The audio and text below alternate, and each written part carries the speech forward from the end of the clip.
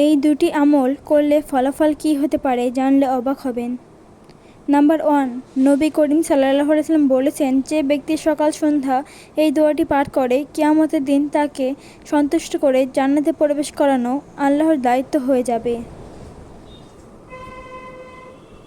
দোয়াটি হলো, রজিতু বিল্লাহি রাব্বাও ওয়াবিল ইসলামি দিনাও ওয়াবি মুহাম্মাদিন সাল্লাল্লাহু আলাইহি ওয়াসাল্লাম নাবিয়ান।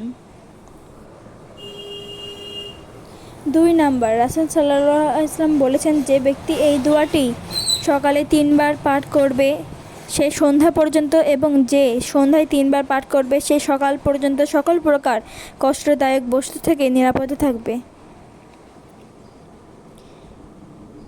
দোয়াটি হলো, বিসমিল্লাহিল্লাযী লা ইয়াদুররু মাআ ইসমিহি শাইউন ফিল আরদি ওয়ালা ফিস সামাই ওয়া হুয়া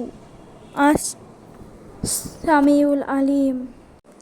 আমল দুটি ভালো লাগলে সাবস্ক্রাইব করে পাশে থাকুন। ধন্যবাদ।